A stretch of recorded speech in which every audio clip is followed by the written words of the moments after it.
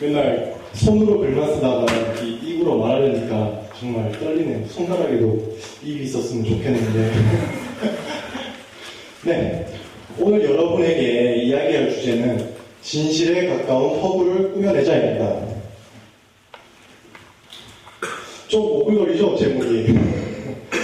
웹툰 작가인 제가 여러분에게 어떤 이야기를 전할 수 있을까 생각했을 때 가장 먼저 떠오른 생각이 저 주제였습니다.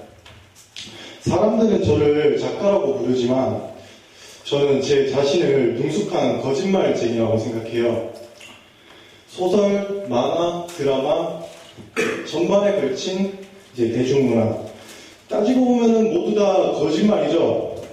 물론 개중에는 시사에는 기반한 이야기도 있겠지만 근본적으로 이야기는 거짓말이에요.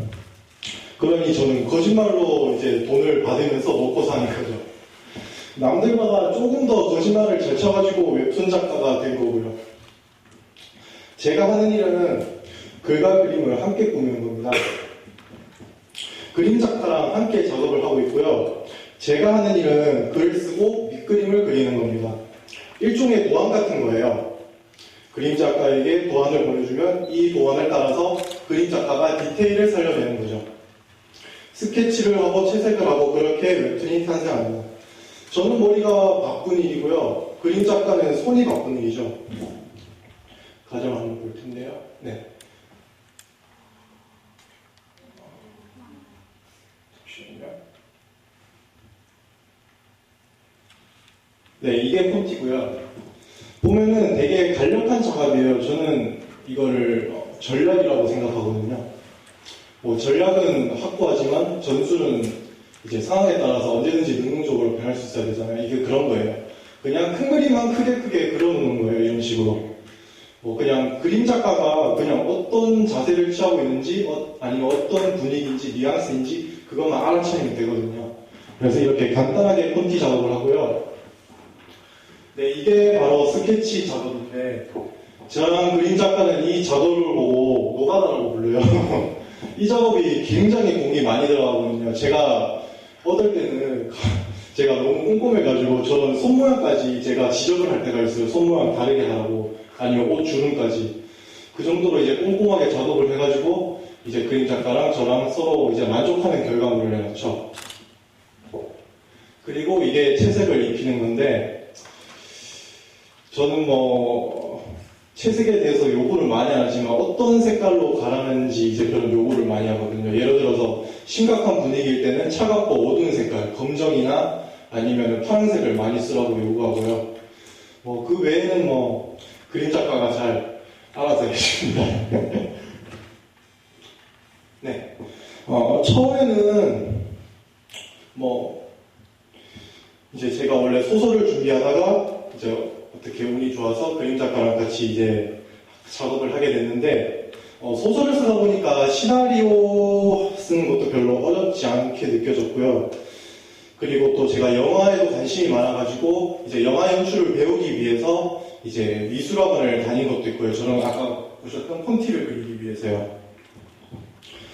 제가 소설을 쓰면서 이야기를 만들면서 느꼈던 한 가지 사실이 이렇게 웹툰을 프로로 데뷔하면서 한 가지 사실이 확고하게 느껴진 게 하나 있습니다.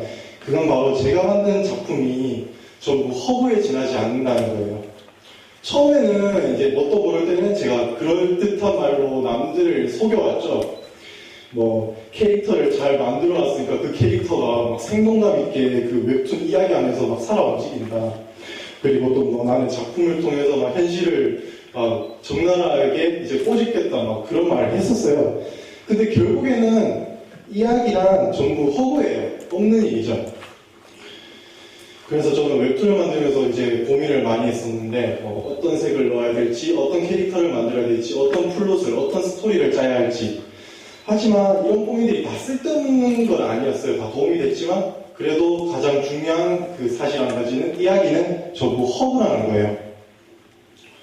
그런데 되돌아 생각해보면 이야기가 거짓이라고 해서 욕을 먹진 않죠. 물론 그 막장 드라마처럼 저만화 찍었다고 사람이 달라져 보이는 그런 막장 드라마처럼 너무 개연성 없으면 허구라고 욕을 먹겠지만, 그래도 저희 모두가 그 스토리를 보면서 저건 거짓말이야 라고 그렇게 지적을 이제 하지는 않죠. 이야기는 인류의 오랜 역사와 함께 왔어요. 가령 5,000년 정도 되는 유구한 역사가 보증하는 거짓말이죠. 때로는 현실을 잊을 만큼 빠져들게 만들고, 그리고 또 어딘가에 진짜 실존할 것만 같은 이야기가 거짓말이라니 좀 잘 와닿지 않을 거예요. 도대체 어떤 점이 허구에 불과한 이 이야기를 이토록 매력적으로 만들었을까요? 답은 간단해요. 바로 진심입니다. 이야기는 절대 진실이 될 수 없어요. 영원히 거짓으로 남을 겁니다. 하지만 이야기를 단순히 거짓이 아니라 더욱 가치 있게 만드는 재료는 바로 진심이에요. 진심은 허구를 진실로 만듭니다. 여러분들이 사랑하는 많은 작품들을 생각해보세요. 예로부터 많은 사랑을 받았던 맥베스.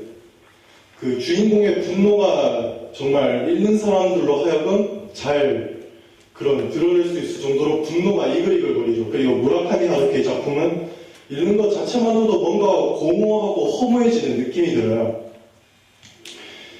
이처럼 훌륭한 이야기에는 감정의 교류가 들어있어요. 독자의 가슴을 울리는 진실이 담겨 있는 거죠.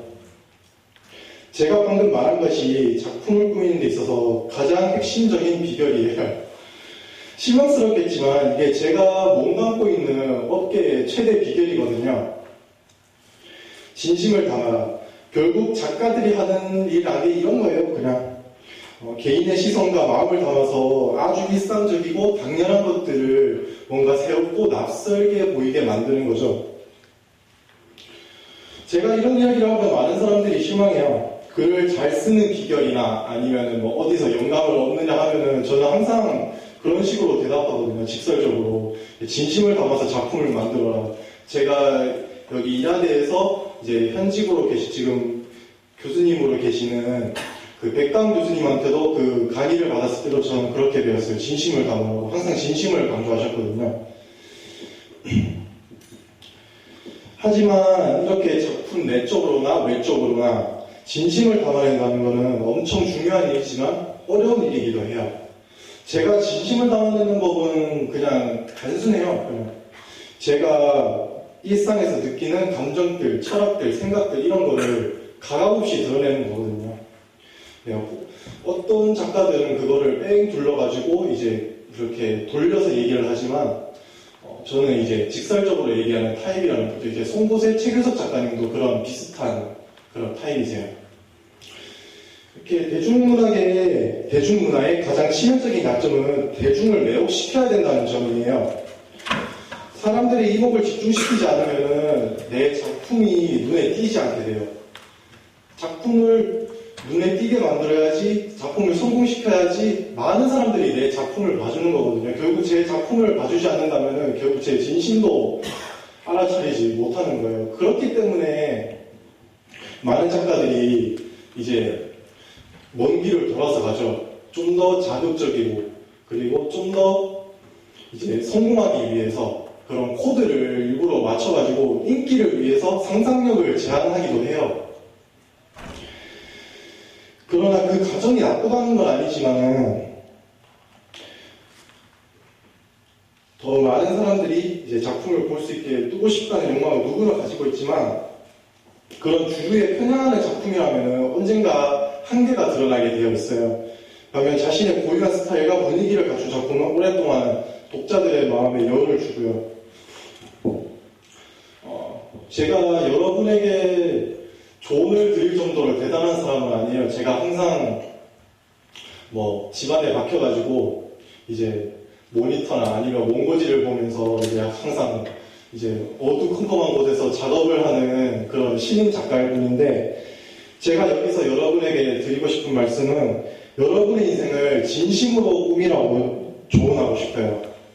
작가들이 자신의 작품을 진심으로 꾸며나는 것처럼 이제 가식은 던져버리시고 다른 사람의 눈치에 의해서 겉으로 있어 보이기 위해서 행동하지 마세요. 여러분의 인생이 단순한 거짓으로 끝나도록 자시하지 말아주셨으면 해요. 진심으로 인생을 꾸민다면 여러분의 인생은 반드시 작품이 될 거라고 저는 믿고 있습니다. 네, 감사합니다.